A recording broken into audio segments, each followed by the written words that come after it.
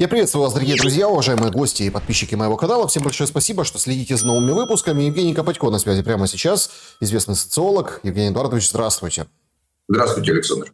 Евгений Эдуардович, мы сегодня поговорим, конечно, о таких глобальных, мейнстримных, геополитических в каком-то плане вещах. Обсудим обострение России и Азербайджана, Зеленского, который ему позвонил. Но вот понимаете, какая странная логика? То есть вчера Зеленский звонит Алиеву, а Макрон звонит Путину. Причем ясное дело, что первый звонок это в целях, скажем так, пропагандистских и больше, скажем, такие, такие наметки, именно игра Зеленского нос по ветру, он его держит, но второй звонок обескуражил. Судя из заявлений официальных одной и другой стороны, что вы можете сказать? Неужели Макрон, скажем так, лидер этой коалиции желающих, да? Неужели он стал на другую сторону? Или меняется его восприятие завершения войны? Этот звонок как раз, на мой взгляд, ни о чем не говорит. Этот процесс, который должен продолжаться. Французы с немцами преуспели с 14 по 22 год в саботировании этого процесса. Вопрос такой, что власть-то меняется, то был Оланд, сейчас Макрон, какая разница? Суть от того, что это должен быть процесс без результата, собственно, французов вполне устраивает. Поэтому я не ищу здесь вообще никаких, Александр, понимаете, принято говорить, что слово совсем, никаких не ищу там глубоких смыслов. Очевидно, там есть ситуативная реакция, и вопрос сразу связать с Новой Каледонией, допустим, и с неприязнью французов к Азербайджану, но я думаю, что, конечно, это очень сильное утверждение слета. Я, в общем-то, немножко удивлен, что этот контакт состоялся, потому что Россия, на мой взгляд, она тоже, в общем-то, не очень стремится к контактам, особенно с французами и с немцами. Почему? Потому что, собственно, и президент России говорил не единожды, и представители там экспертного сообщества, политической элиты говорили о том, что, в принципе, какие переговоры с людьми, которые поддерживают, собственно, боевые действия, которые, в общем-то, как история показала, собственно, саботировали процесс мирных переговоров в Минске. Поэтому для меня этот вопрос остается, оставляем так, небольшую загадку, может быть, ситуативное решение. Тем более, что Макрон сам говорил, что переговоры бессмысленны, не нужны, и просто нам нужно историю отмотать на несколько, допустим, месяцев или пару лет назад, потому что они к диалогу не готовы. Думаю, что ситуативные какие-то решения. Выглядит достаточно интригующе. Обсуждали Ближний Восток, обсуждали Украину и договорились созваниваться чаще. Но ведь это тот самый Макрон, который целовал Зеленского, прощаясь. Это тот самый Макрон, который его обнимал, хотелось сказать по-отечески, там другие, наверное, родственные связи.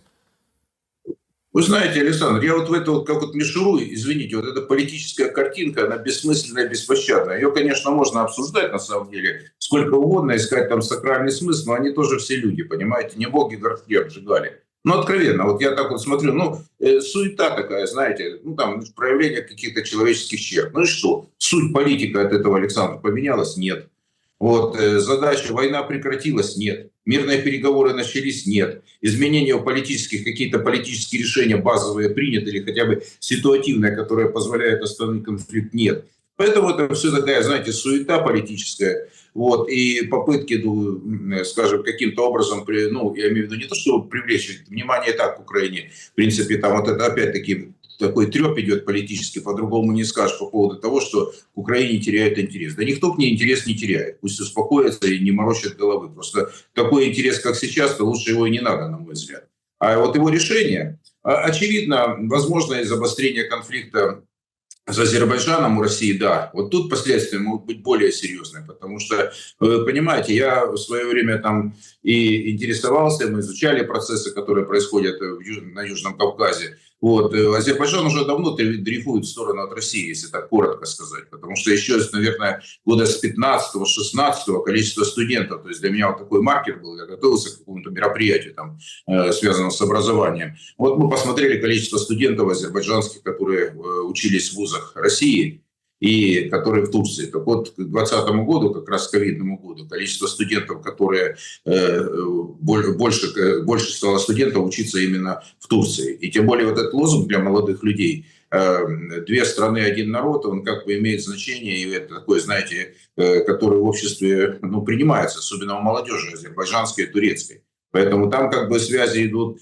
более там плотные. А выстраиваются отношения. И об этом не единожды говорили. Просто этому в медийном пространстве меньше уделяли внимания. Но этот дрейф, он продолжался на постсоветском пространстве, и отнюдь эти шаги были отнюдь не дружественные. Ну и второй момент, который, в общем-то, созвучен с Украиной, который будет понятен, который урок нас ничего не научил, а для них это дальше, потому что нам это близкая история, то есть у славян.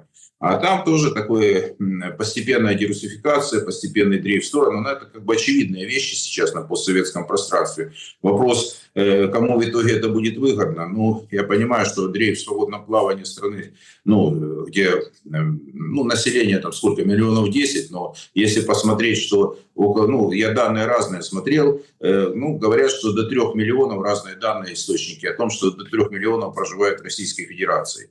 Причем до миллиона, очевидно, это граждане России. Поэтому давайте так, азербайджанская тема просто рефреном я сказал, что вот там вот для России это вопрос более серьезный. Для Украины звонок Зеленского, он как раз не в пользу Азербайджана, откровенно говорю, потому что можно, конечно, скажем, рвануть отношения с Россией, Азербайджану, но опять-таки значительно Азербайджан, во-первых, третий торговый партнер России по экономике. Да, там не такие большие деньги, но, а с другой стороны, опять-таки, азербайджанцы очень много продают здесь сельскохозяйственной продукции, то есть вот то, что сейчас выходит наружу, то есть это как бы люди об этом знали, просто в прессе об этом не писали.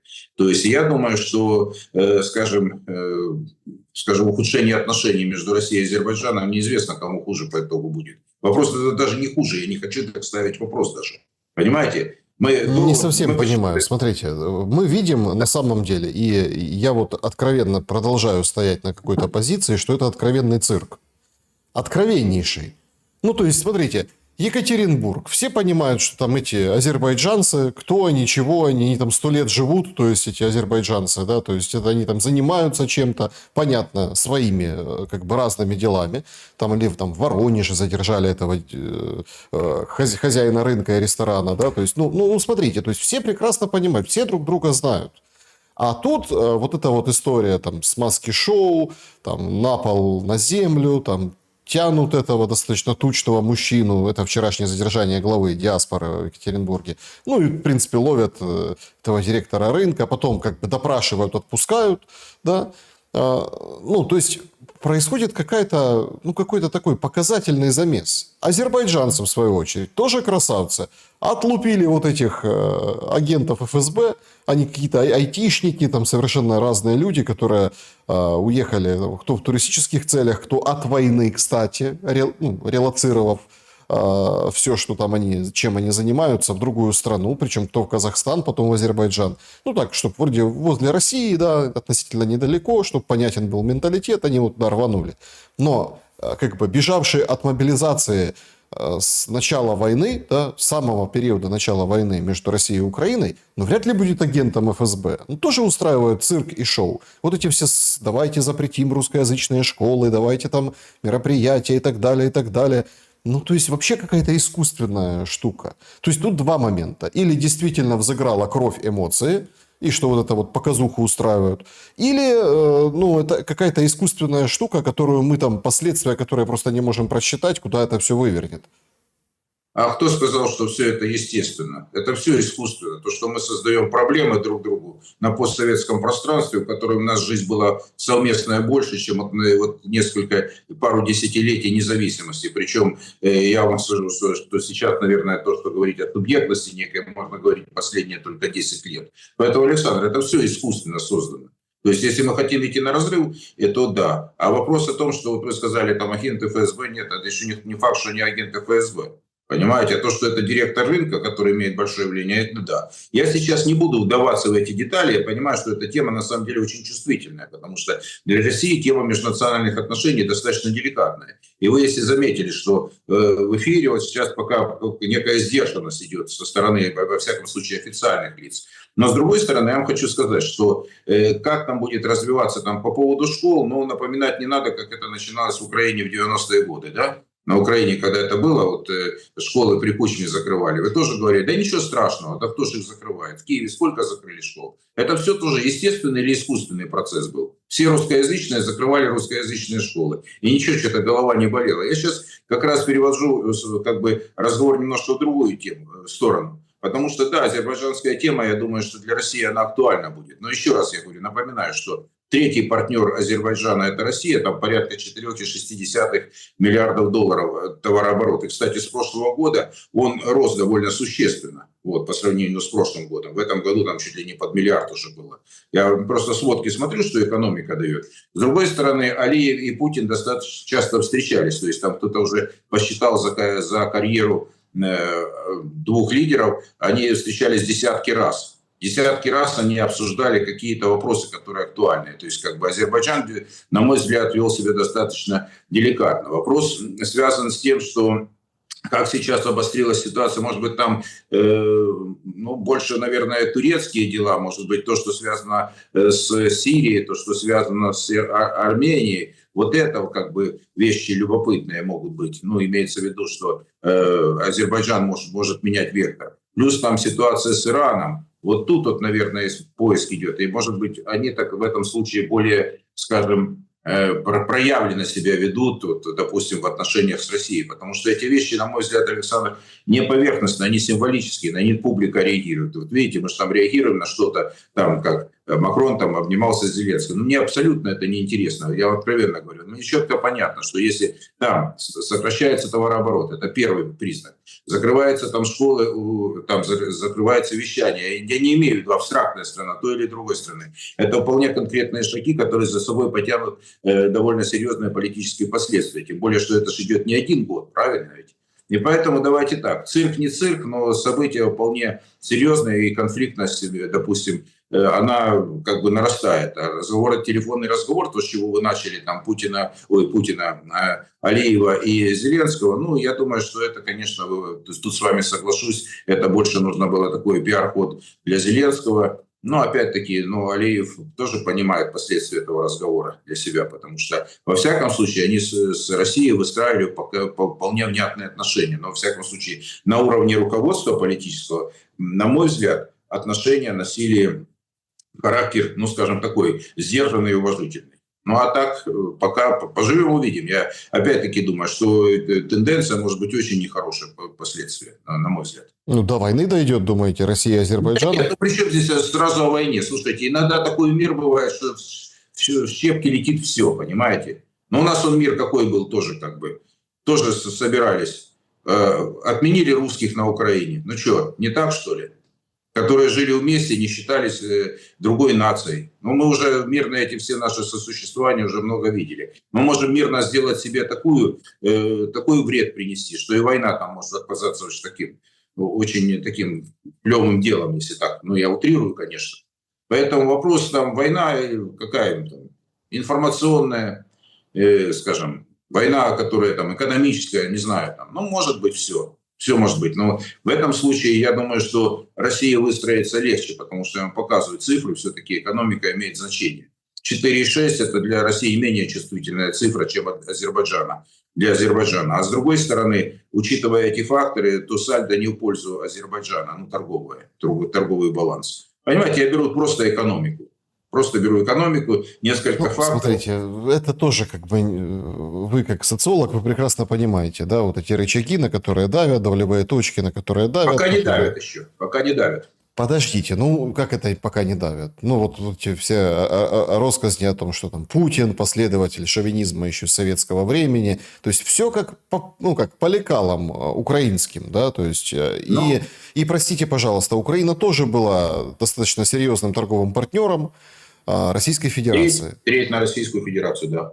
То есть, и все так и говорили, подождите, какая война, какая конфронтация, мы вот торгуем как замечательно, и двигатели, и там, то есть, имеется в виду, не просто помидоры возим, то есть, мы в кооперации, в достаточно серьезных цепочках. Нет, разорвали цепочки в пух и прах.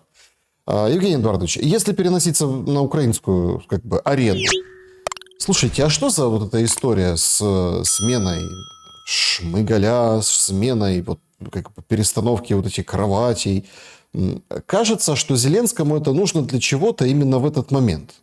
То ли увести от чего-то внимание, то ли есть какие-то зацепки, ну, какие-то крючки на будущее. И как бы вы отнеслись к вот этим всем разговорам, которые как бы идут давно, но вроде как у нас июль, решающий месяц, когда Зеленский будет переформатировать свою власть. Причем многие отмечают, что это все, конечно, хорошо, но кадров не хватает у Зеленского. Ну, то есть, как там Сталин говорил, да, кадры решают все, но не хватает. Скамейка запасных ограничена. Что думаете, о чем это сигнал?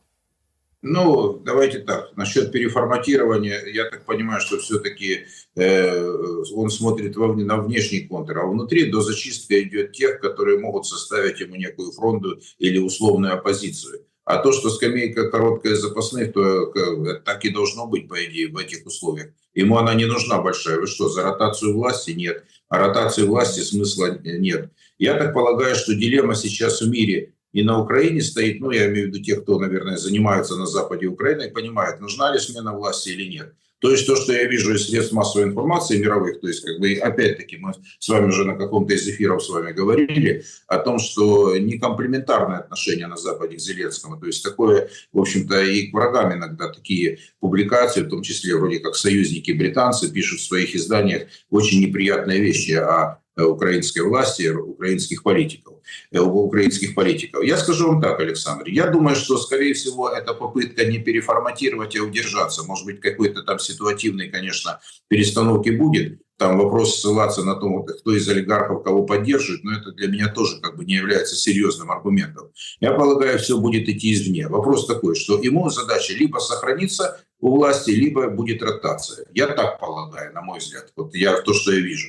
Во всяком случае, на Западе это предлагают такие мысли все чаще звучат и решают вопрос как. Потому что, вы заметьте, о выборах даже сейчас вопрос не говорит, просто так рефреном пустили, что если переформатируют, если зачистят, то, может быть, будут выборы. Но я полагаю, что это все-таки, опять-таки, очень на более длительную, скажем, перспективу. Не сейчас, не завтра. Тем более, вы помните, с первой волны с того времени, когда там Трамп пришел к власти, и первая волна, что выборы вот здесь и сейчас, и в мае вот уже у нас начнется избирательная кампания. Вы же помните, сколько было шума по этому поводу. Ну и где выборы, где результаты? Выборы сейчас не нужны. По большому счету ни Западу, ни Зеленскому, мы понимаем. Переформатирование внутри, очевидно, да, более лояльные политики, может быть, какая-то закулисная борьба идет. Но вы понимаете, там тоже достаточно узкий круг людей, это очевидно, которые управляют страной. Им лишние там не нужны. Может быть, их еще должно стать меньше, на мой взгляд. Потому что власть, она держится другие. Тут демократии, слово демократия, выборы, они не то, что там плохое или хорошее, оно сейчас неуместно в нынешней политической, экономической ситуации для Украины. Поэтому вопрос там о лавке запасных. К чему запасных? Ротация? Да, но за ротацией по базовым решениям будут принимать решения не на Украине. Но это очевидно, и очевидно украинской власти в том числе. Так а где? Трамп, ну вот вчера прошла новость, ну поздно ночью, у них белый день в Америке, говорит, все, сообщила Политико, нет никаких ну, там, точных боеприпасов и ракет для ПВО, все, свернули. Вой стоит по эфирам о том, что такой-сякой Трамп, нет ракет для ПВО, и, в общем, все развернули на Ближний Восток, и сейчас официально поставили, получается, в этих поставках точку. Ну, послушайте, во-первых, давайте так. На мой взгляд, все-таки переориентировали поставки оружия и всего, и ресурсов, в том числе информационного обеспечения, на Европу, включая замену USAID, а может, те, кто работал на USAID, уже работают на европейские структуры. Но почему мы, вот знаете, это тоже вторая такая тема, которая, на мой взгляд, вызывает не то, что недоумение или какое-то непонимание, то есть такой тоже белый шум. Вот все пропало, вот слушайте, уже 4-й год нет боеприпасов, уже 4-й год Запад устал от Украины. Ну, послушайте, да, я смотрю социологические опросы, да, я вот со своей стороны смотрю на тему, да, безусловно, комплементарное отношение, оно уходит. Но кто спрашивает это несчастное население той Европы? Ну, они живут в информационном пространстве, которое предложено. Ну, что мы делаем? Ну, что вы не помните, как во Франции произошли выборы, даже последние, когда Ле Пен, то они на первый тур они поднимаются, а потом их сносят, и вот вам не румынские варианты. Ну, о чем? Ну, процесс уже для населения, не хочу никого обидеть. То есть, это процесс давно управляемый. Для меня это как человек, который занимается, ну, вот, связан был с выборами, это очевидные вещи. Даже если большинство за румына проголосовали первый раз в полгода, сняли, американцы сказали некрасиво, второй раз они что, посчитали даже с американцами румыны? Рад. Теперь касательно от Украины, отношения к Украине. Да, я смотрю то, что поляки, часто смотрю польские опросы, у них много всего происходит, там тоже интересное движение. Навроцкий, он четко политику тоже выстраивает против Украины. Она не комплементарна, но она рациональна. Им нужны люди, им нужны граждане Украины, которые будут работать. И Польша стоит одна из, наверное, последних стран славянских, у которых депопуляция, ну, как бы не была стремительной. То есть они сейчас прогнозируют то, что в ближайшие годы у них будет более серьезная депопуляция за счет, ну, уменьшения рождаемости среди вот этого поколения. Но там есть около миллиона украинцев. И опять-таки поляки, они экономисты хорошие, считают от 0,8 до 2 там, с лишним процентов украинцы участвуют при росте, ну, в создании ВВП Польши. Ну так, ни много ни мало. То есть у них вот эти задачи стоят. А теперь, если говорить о том, что вот как они там устали, они или не устали, от кого они должны уставать, европейцы? Они работают, политика не меняется. Они будут ужесточаться. И вот этот переход от Трампа к европейцам по оборонке, по всему. И вот представьте, вот я еще раз вот цитирую такую вещь, по-моему, там не то Сикорский, не то кто сказал. Вот это смешная история. 450 миллионов европейцев просят 320 миллионов американцев защитить их от 140 миллионной России. По данным тех же польских опросов, поляки не боятся вторжения России. То есть у них в информационном фоне там спокойно, все стабильно. Но они являются, понимают, что Россия сейчас в данном случае является для них угрозой, экзистенциальной или какой-нибудь. Так а в чем угроза? Ну, угроза так. то, что, ну, послушайте, ну, когда... Вы же понимаете, мы забываем историю. При всех раскладах, как бы там непростые истории Украины там, и России, какие бы непростые истории были Российской империи, Советского Союза и Польши, были периоды, когда достаточно мирно жили. Но извините, Польша была третьим городом Российской империи по населению. И тысячи польских офицеров служили честно в русской армии. Ну, о чем еще? Ну, в конце концов, даже не об этом сейчас речь. То есть там период проживания Варшава вошла в состав Польши, имеется в виду, что после наполеоновских войн вот, Варшава она в составе Российской империи была. Понимаете, это же еще... Ну, короче, не об этом сейчас речь идет. Просто, понимаете, были моменты, когда еще, ну, я начало 90-х годов, помню еще, когда в Польше учился. Вот, когда 90-й год, вернее, это еще Союз был еще, и в Польше там были реформы рыночные только начинались. Вот. Так я вам хочу сказать, что вполне довольно много поляков, они комплементарно относились и к советским, и к нам относились, и у меня были вполне приятельские отношения очень со многими людьми. Понимаете, ну мы придумали вот себе историю 10 лет и в ней живем. История до этого была более богатой. Просто если мы ее забыли и отменили, это другая история. В чем угроза, Евгений Иванович? Вот в чем угроза? В том, что типа угроза является в том, что Россия может потенциально представлять угрозу для Европы. То есть это для них им должна быть... В каком смысле? В военном, в политическом, вот, в экономическом. Но опять-таки это же все, они при этом не верят, что она может напасть. А с другой стороны, они считают Россию угрозой. Потому что задача Запада – это нанести России на стратегическое поражение. Это же их документы. Мы сейчас же можем спокойно все документы USAID читать. Вот вам, вот берите конспект, 150-300 листов, и там все написано. Не надо вам русская пропаганда. Нет, все, что смотрите, они делают... тут очень важный момент. Вот вы так отсылаете к истории, к людям, к человеческим отношениям. К чему отсылать еще? Оно с чего-то начиналось. Давайте будем откровенны. Смотрите, развитие людей, да, ну, цивилизации, людей и так далее, приводит к тому, что как бы из райского цветущего сада европейского проще, ну, когда можно было, да, и когда-то проще переехать за границу и заправиться в России. Ну, вот, например, Финляндия.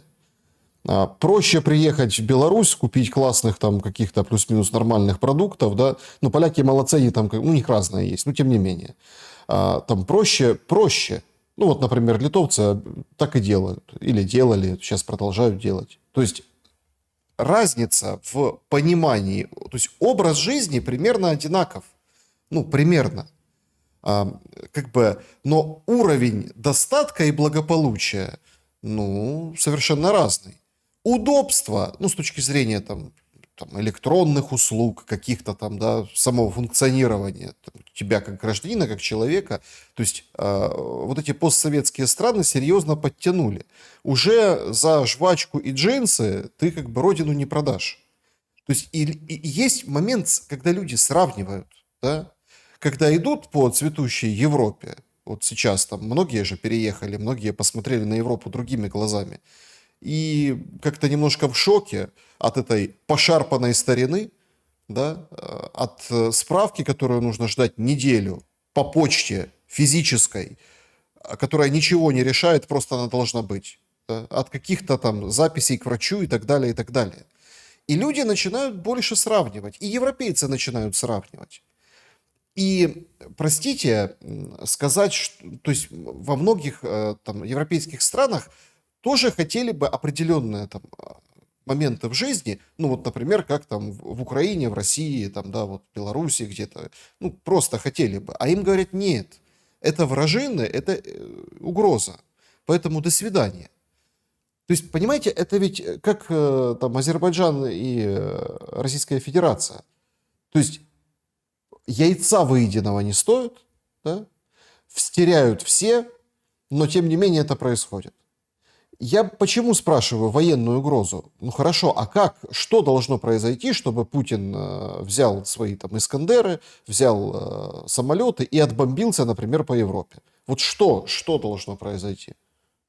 Ну, а зачем мы к этому подтягиваем эту историю? Во-первых, я еще до этого дела не дошло и не дойдет это в ближайшее время. Это раз. Война идет другими средствами. Средствами Украины против России. Россию отменили в Европе, но неужели это непонятно? То есть, начиная от всех, вот этот железный занавес построила ведь не Россия, а построила Европу. Вот окончательным таким вот, условно говоря, символическим актом это стало присоединение Финляндии и Швеции к НАТО. Давайте так. Впервые в истории, наверное, вот я смотрю, но вот часто сравнивают там с наполеоновскими войнами, когда Наполеон пошел на Россию, там со Второй мировой войной, когда Гитлер пошел на Советский Союз. И все-таки были союзники, не все были союзники Германии, хотя их было много, там зашло сотни тысяч итальянцев, венгров, испанцы воевали, кто-то не воевали, словаки воевали. То есть перечислять можно там, кто зашел вместе с немцами на территорию Советского Союза, это были десятки стран, скажем так. Сейчас, по большому счету, но тем не менее оставались нейтральные страны, оставались страны, где была борьба против нацистов, включая Балканы, вот где воевали довольно серьезно с ними. Там же итальянское сопротивление было. Испания осталась нейтральной страной при всех раскладах. Ну и так далее, шведы. Сейчас, вот смотрите, Александр, вот вы говорите, что они видят, почему и как.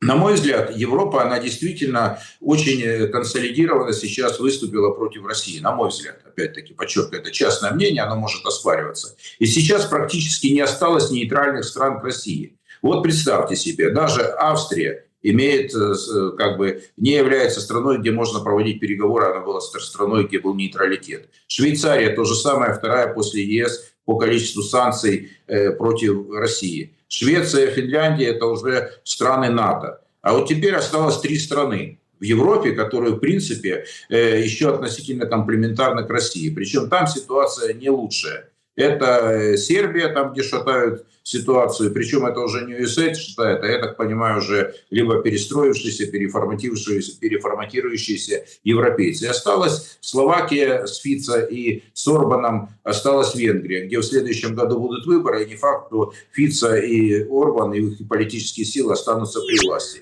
И появится уникальная ситуация, когда ни одна из стран Европы, подчеркиваю, ни одна из стран Европы будет хотя бы нейтральна к России. Вот это вот как бы такое, знаете, вот этот железный занавес. Россию они уже отменили. То есть как бы сложности приезжать русским, по большому счету, или гражданам России в Европу говорить не приходится. А вопросы там, как вы сказали, под уставшей Европы. Но, слушайте, я всегда понимал, и чему научились в юности, это никогда не путать туризм с эмиграцией. Понимаете? То есть, как бы так часто говорят, на Украине там есть люди, которые себя чувствуют неплохо в Монако, которые выехали в эмиграцию. Есть сотни, наверное, тысячи людей, которые неплохо себя чувствуют в других странах. Но также есть миллионы людей, который, в принципе, пытается выжить. Я имею в виду граждан Украины, которые в силу разных причин оказались в разных странах. И для них совсем картина не лучезарная. Вот то, что вы говорите, там бумаги, их статус пребывания, но я думаю, что решается, потому что это не один год. Миграционные процессы из Украины в Европу шли не один год. Еще в нулевые годы были уже оседлые люди, которые тянули свои семьи. И в данном случае, я думаю, что процесс адаптации будет очень менее болезненным, чем мы себе представляем. Потому что поляки захотят оставить население у себя, потому что для них это важно. Они создадут условия вполне приемлемые для жизни украинцев. И даже если сейчас, по данным поляков, от 700 до 900 тысяч они сейчас живут и работают, но из них большинство работает в Польше, то я думаю, что они как-то с этим справляются. Хотя для 38 миллионов Польши это большая. Смотрите, уже же есть такая история. Швейцарцы, по-моему, да? Значит, австрийцы говорят в одной из земель, говорят, значит, давайте на работу, уважаемые беженцы. А швейцарцы говорят, значит, Киев бомбят, Одессу бомбят, а вот то, что западнее, условно, запад страны, если вы оттуда к нам приехали, то вы не беженцы. Извините, выплат, вот этого всего, таких условий не будет, там войны нет. А как же, это уже одна страна, вроде как вся Украина переживает. То понятно, что первые, кто побежали, это западная Украина туда. А тут, значит, сдавали беженцам с Востока свои квартиры за бешеные деньги, там сели на пособие. И все хорошо. То есть это тенденции. Человек, понятное дело, ищет, где выгоднее и лучше. Но меня интересует в этой связи другой вопрос. Я даже не знаю, как выразиться. С одной стороны, когда Марьяна Безуглая, да, поддерживает какую-либо инициативу, это, с одной стороны, указывает на тренд, да, и к этому надо прислушиваться, потому что там что у Безуглой на языке, то у Ермака на уме, вот так, да, принято считать. А это означает, что это как-то будет, в общем, не просто так шумиха. С другой стороны, это, конечно, поддержка Безуглой, это ужас, да, то есть это все нормальные люди, такие, откровенно нормальные, они... простите, сразу, в общем, любую идею дискредитируют. Она поддержала идею Притулы, волонтера, о том, что, там длинный пост у него. Короче, нам надо позабирать паспорта.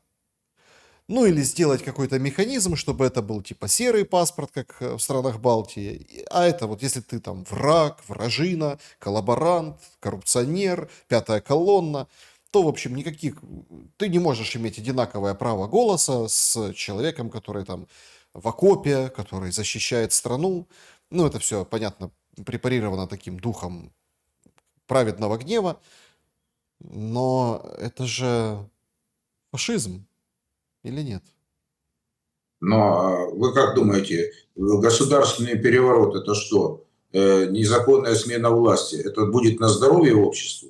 Вы понимаете, что есть это другое, вот это как раз сейчас столкнулись с тем, что это другое. Никого не смущало с 14 по 22 год, что по Донецку и по Луганску стреляли. Никого не смущало, потому что это была линия фронта, которая касалась жизни части, то есть территории, которые части Донецкой и Луганской области. Это для Украины было очень далеко. Они тоже считали, что это продлится долго. И опять-таки мы начали с вами разговор там с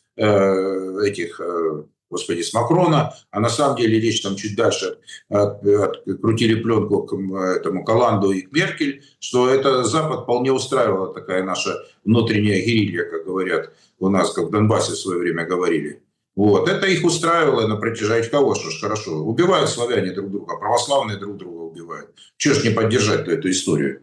Договариваться же не захотели в свое время, считали, что одни почему-то не имеют права, одни могут делать госпереворот, а другие не могут защищать свои права. Почему-то так показалось людям. И сейчас, когда случается, когда это все пришло там, и ресурсов становится все меньше, это из-за недостатка ресурсов. Я там сложных игр, Александр, не вижу. Просто ресурс выживания для страны. Ведь, понимаете, у власти все меньше остается их сторонников, потому что, да, они вам не выйдут на митинги, они вам там не будут голосовать на выборах, потому что их не будет. Но вы не думайте, что сторонников нынешней власти становится больше. Эти действия как раз и подтверждают то, что люди стремятся всеми силами уехать из страны. И это касается прежде всего молодого поколения, потому что если о чем-то думают наперед, о том, чтобы детей вывести за границу, понимаете?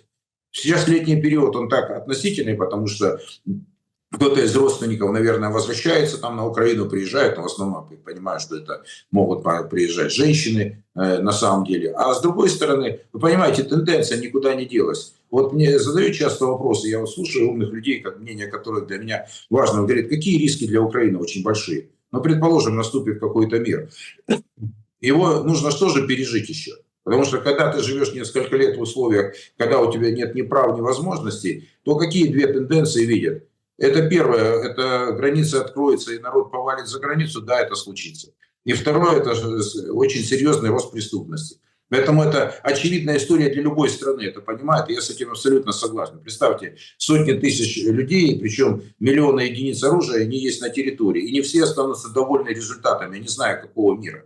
Вопрос сейчас там обсуждается что угодно, там, о перемирии по линии фронта. Мы даже вообще сейчас не обсуждается, но какие-то там модели там рисуют. Помните, еще там сейчас там JP Morgan там выдали проекты, там грузинский там вариант, там какой там еще там, господи, чуть ли не финский вариант, потом еще какие-то там, ну, корейский вариант. Но суть не об этом.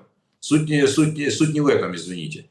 Вот. И поэтому, Александр, я думаю, что вот эти решения о том, что, опять-таки, знаете, разделение граждан и по паспорту, граждане, не граждане, но ничего хорошего это не приведет. Это говорит о том, что просто у власти нет сейчас ресурсов. Да, они мобилизовали, мы, опять-таки, возвращаемся к началу нашего разговора, они отмобилизовались внутри страны, да, они пользуются поддержкой, есть внешняя легитимность, она сомнительна с точки зрения Запада, в том числе по тем договоренностям, которые были. Вот, они внутри легитимность тоже, она имеет большие вопросы. И вопрос теперь перехода власти.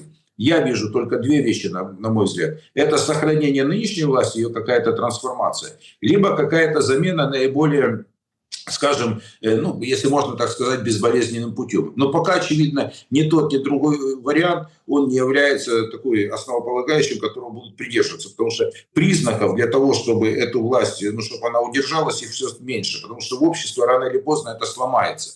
Хотите вы или нет, потому что все вот эти процессы, но вечно людей давить нельзя. Можно забрать паспорта, можно еще что-то, можно там, скажем, запретить вывод, можно лишить паспортов за границей граждан. Но опять-таки, если опять по данным того же ЕС 4,3 там, или 4,6 миллиона человек находятся там, но не вернутся они на Украину. И вы заберите паспорта, они всеми силами будут кочевать по Европе и найдут место, где свою землю обетованную они обязательно найдут.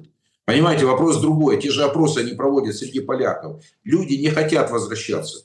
Поляки же, они же там занимаются этими исследованиями. Британцы занимаются исследованиями. Они смотрят, там же вполне приличные диаспоры высокообразованных людей, особенно в Британии. Там, я же говорю, для меня это показательный. Вот я читал в британской прессе материалы относительно того, что как они с мигрантами будут решать задачи.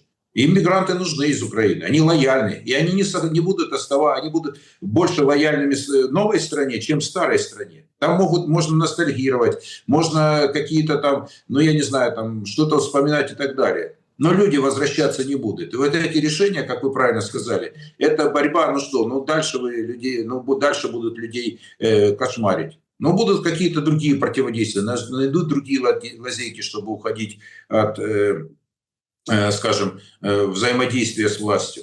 Понимаете, это же как раз говорит о том, что, вот я повторюсь еще раз скажу, что это из-за недостатка ресурсов, то есть каких-то легитимных способов договориться со своим населением его нет у нынешней власти. И она, я подчеркиваю, это уже власть не большинства. Эта власть это понимает прекрасно. Это власть не большинства, потому что есть скрытая, очень серьезная внутренняя, ну это может быть не протестная, отказники там называйте, там, может быть неактивные люди, которые ну, не являются точно фанатами, сторонниками этой власти. Вот и все. Евгений Эдуардович, ну вот есть дополнение по поводу, хоть вы так достаточно скептически, так отмахнулись от звонка Макрона. Но это тоже Нет, я не скептик, я просто говорю, ну слушайте, здесь для меня важное, извините, вот какое, важное политическое решение, политические последствия, точка. Все Смотрите, остальное пока. мы видим, Все, извините, не буду перебивать. очень важную историю. Например, там, мое мнение, например, разделяет Орбан, который пишет у себя в соцсетях: наконец-то нет решения на поле боя, нам нужны дипломаты, а не генералы. Ну, мол, ура, Макрон позвонил, то есть это важно. Блумберг сообщает, что после разговора двухчасового Путина и Макрона он передал Зеленскому, Макрон, послание о том, что Путин, соответственно, ой, позиция России не изменилась, к такому выводу пришел по итогам разговора. В общем, со ссылкой на источник издание сообщает, что Макрон передал Зеленскому, что российская сторона по-прежнему отвергает прекращение огня. Но ведь это тоже нам что-то дает. Нам что-то А кто это дает, дает? как что? Понимание, ну, как бы перспективы о том, как можно договариваться. То есть Зеленского, вот вы очень как бы важную вещь сказали, да, вот вы разложили, что это власть не большинства, там, я упомянул Не, я просто определенных, ссылаюсь на украинские источники. Это власть не большинства. я Да. упомянул о том, что будут какие-то ротации. Зеленскому нужно отползать в своей принципиальности. Лучше это делать, когда идет чехарда в кабинетах. Лучше это делать, когда условно человек, ну не сейчас мало знают, кто министр, кто там, ну вы поняли, кто там начальник, кто глава МВД, кто там прокурор, кто... И вот в этот момент есть же варианты, они читаются, что Зеленский пойдет на какие-то уступки, пускай не все условия Российской Федерации, но пойдет, красиво это преподаст, и, собственно, всем объявят о победе, и как бы и война пойдет на спад. Слушайте, уже было, он в Стамбул приезжал и уже сказал, что он ждет в любой момент. Хотя он сказал, никаких разговоров, переговоров с Путиным не будет. Но мы эти нарезки сможем делать. Вот вы как журналист, давайте вот опять-таки вот за период времени, там за 4-5 месяцев, вот делайте ключевые заявления по России. Они все будут взаимоисключающие. Оно нам надо это сейчас анализировать. Действий никаких, на мой взгляд, еще раз говорю. Я не то, что там преувеличиваю, никак скепсис. Я вот как бы я смотрю, как люди на земле реагируют. Какие бы это действия, закрытые связи там или разговоры не были наверху, там между Макроном, Путиным, Трампом, Зеленским, я не знаю, там Нетаньяху, там Мерцем, неважно.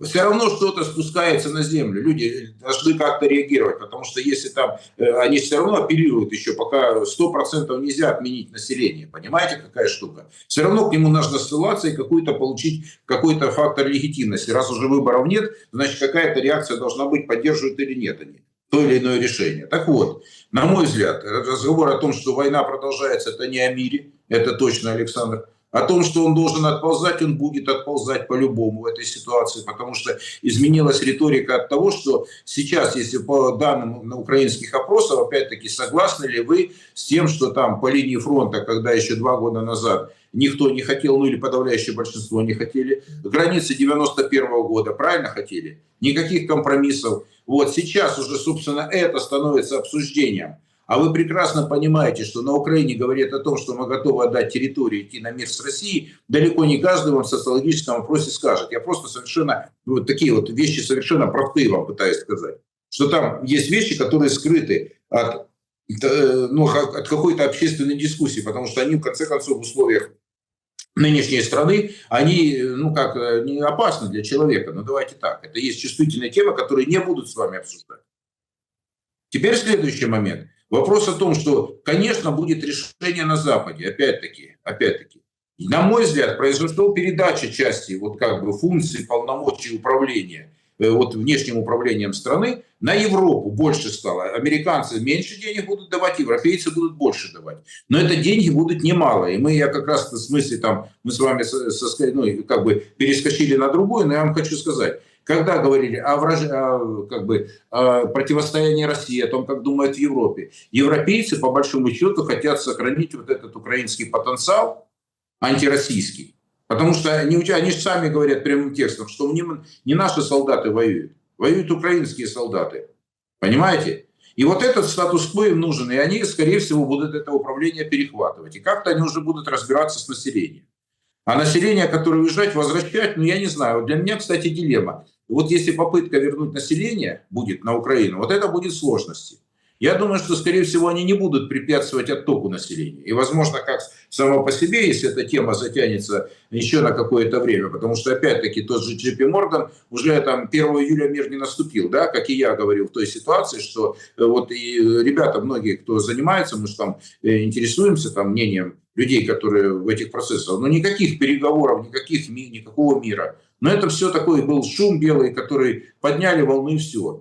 Наступили, что ли, выборы пришли? Нет. Война, что ли, прекратилась? Нет. Противостояние снизилось? Нет. Вопрос идет перераспределения ресурса для борьбы с Россией. То есть больше будет денег теперь со стороны Европы. Все остальное, на мой взгляд, куда будет Зеленский отползать? Он будет, скорее всего, больше договариваться с европейцами.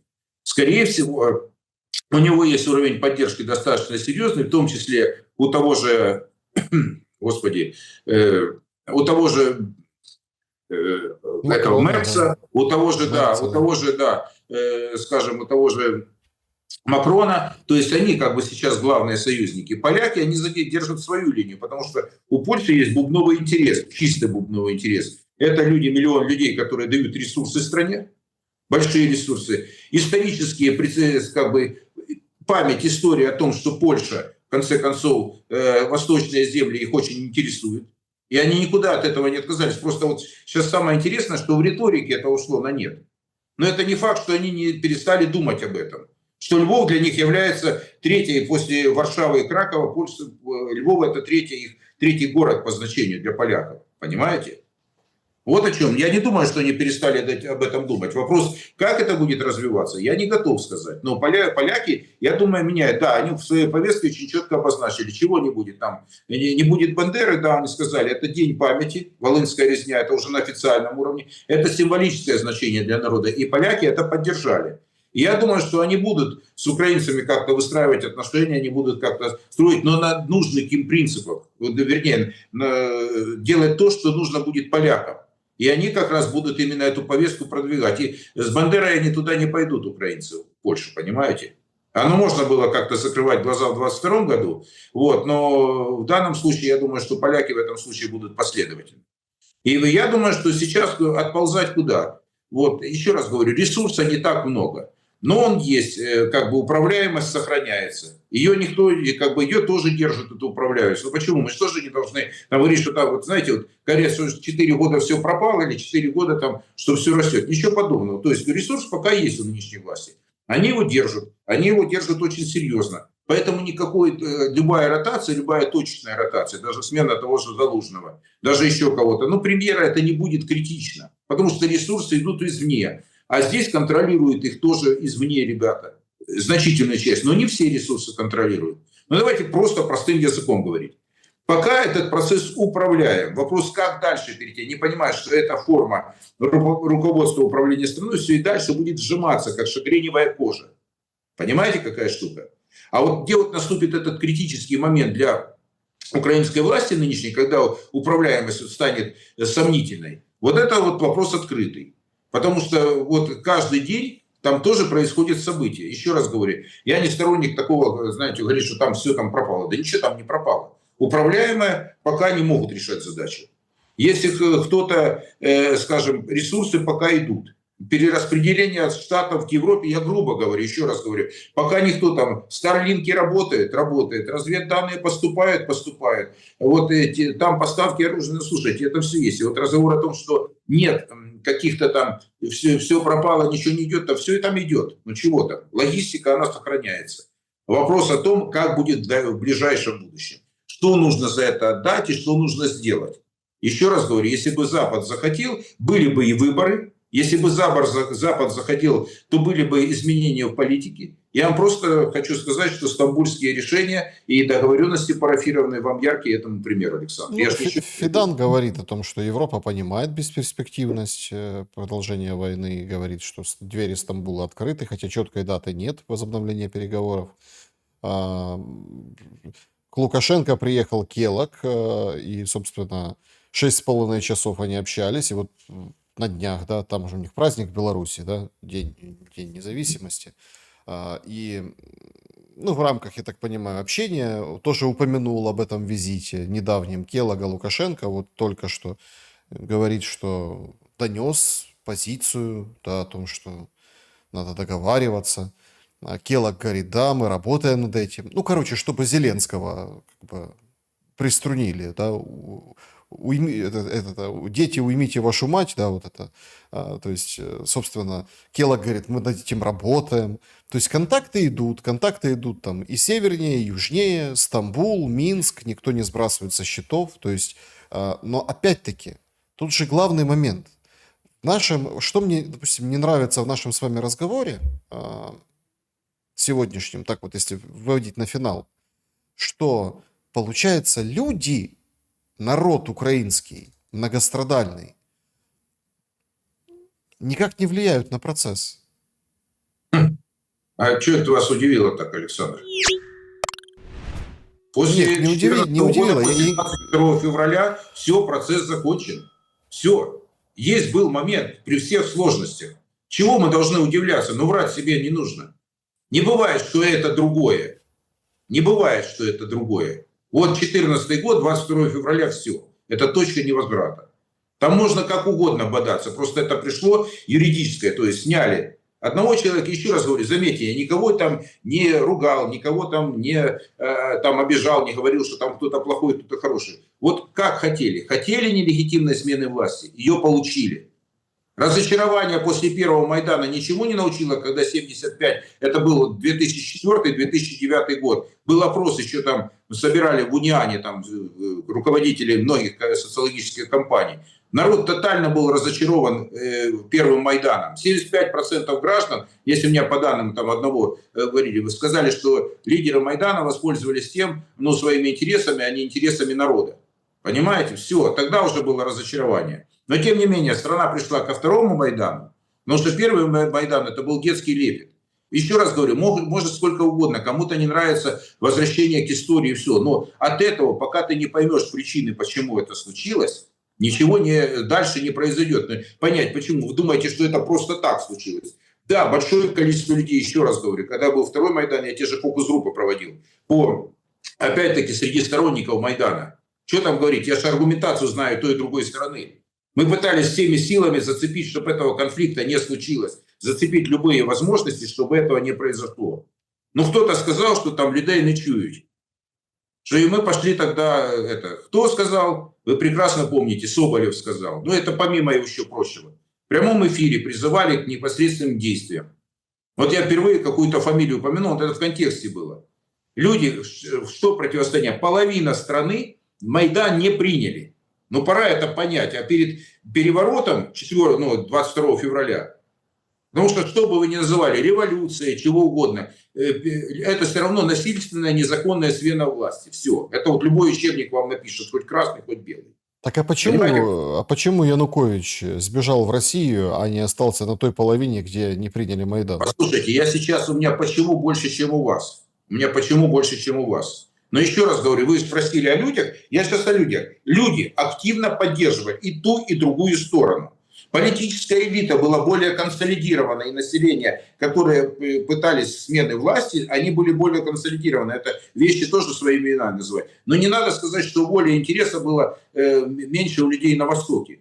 Когда уже разграбили все склады, здание МВД, СБУ взяли, Донбасс еще работал. Донбасс работал в марте, еще работал в апреле, хотя уже другая Украина не работала. А тут вопрос касается к восточной элите. Это вопрос к ним, это вопрос навсегда, он останется с ними.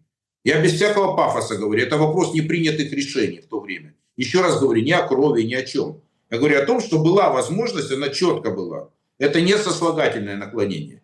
Были варианты, и в том числе сохранить ситуацию. Была возможность договориться внутри. Пошли в 2004 году на уступки, когда третий тур случился, нелегитимный абсолютно. Случились выборы 2010 года, там было на грани, но эти выборы состоялись, эти выборы прошли. И вот дальше, когда попытки были договориться, ведь сейчас не о Януковиче, люди старались в этой стране жить вместе, там кто-то нравился, там советское прошлое, кому-то не нравилось. Вопрос в том, что возникла новая реальность, которую, кстати, людей тоже не спросили, по большому счету, когда распускали этот союз. И вопрос, еще раз говорю, что там могут сколь угодно люди говорить о том, что это далекое прошлое. Вот эти действия, они привели к тому, что происходит сейчас. Каждый день, каждый шаг. А потом, когда случилась эта вся история, когда вот мой предмет перестал работать, он сейчас практически не работает на Украине. Вот то, чем я мог бы заниматься, и уже давно там не занимаюсь. Ну Вот люди, которые делают... выдают какие-то Подождите, я еще раз говорю, они берут... социсследования, Пишите там, выборы. я всегда с уважением к работе своих коллег отношусь, особенно в экстремальных условиях. Но они сами пишут в своих отчетах, что они все меньше людей могут охватить этим вопросом. Большое количество отказников. И возвращаясь к людям. То есть, когда ты не можешь повлиять, ты не можешь выехать за границу, ты не можешь проголосовать, ты не можешь там выбрать там себе, ну как решить, с кем это. Ну послушайте, это выбор, который люди тоже сделали. Еще раз говорю, я никого не обвиняю. Речь идет о том, что сейчас очень сложно будет войти в берега, потому что слишком много ненависти внутри общества уже накопилось. Уже внутренний раскол прошел в обществе.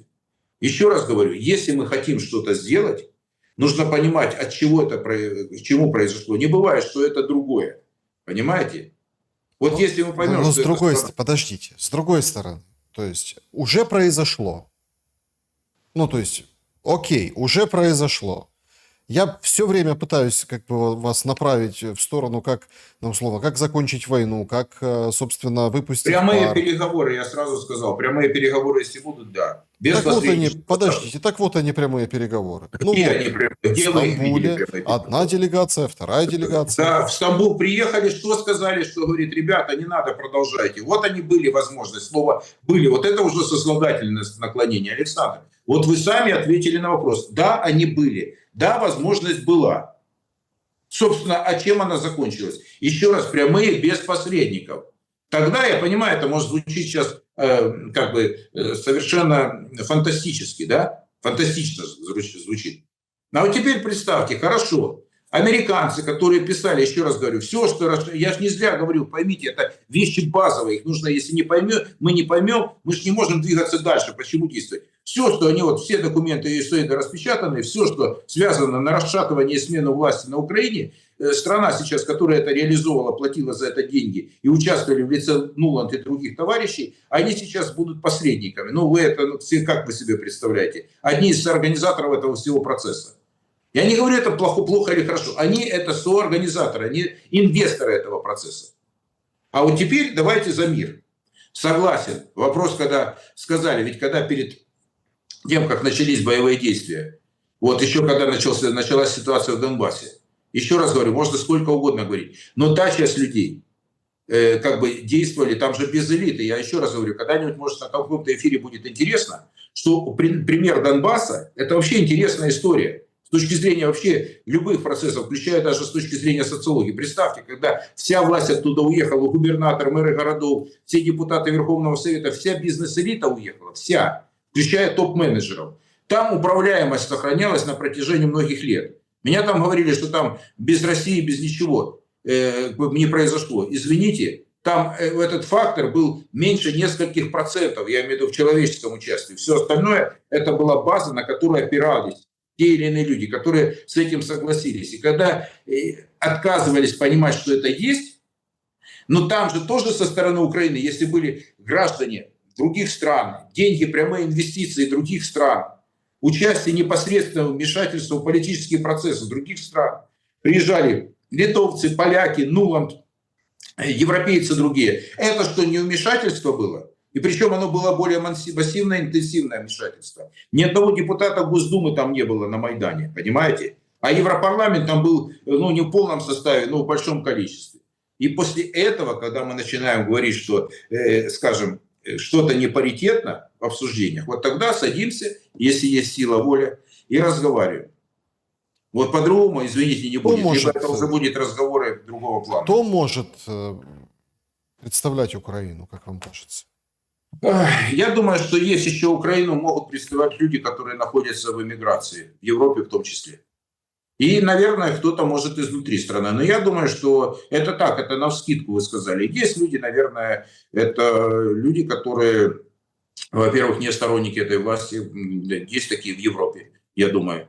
В Европе есть такие. Вот. Вопрос такой, что даже, может, это сейчас не стоит на повестке с вами, потому что сейчас, по большому счету, вопрос на Западе решается, будет ли Зеленский дальше участвовать в политическом процессе, нет. Вот для меня так. Я просто смотрю на источники западные, все. Вот это они будут сейчас решать. И вопрос, там могут они ли говорить, или как дети остановите мать, это вы хорошую аналогию привели. Но я думаю, что если, слушайте, если человек хочет, он найдет способ.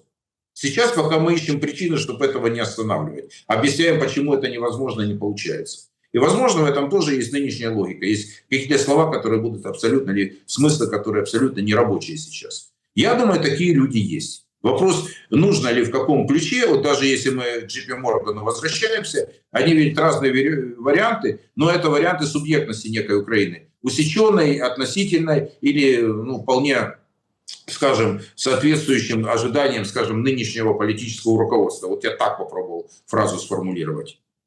Вот, пока они так размышляют, но опять-таки это вопрос пока открытый, потому что прогнозы не работают сейчас. То есть нужно волю проявить в этом случае. Кому? Я думаю, что проявить Западу в том числе, потому что он модератор процесса. Со-модератор процесса, я так говорю. Это не значит, что не было ресурсов внутри Украины в свое время, чтобы это все создать. Но сейчас его становится меньше ресурсов внутри Украины.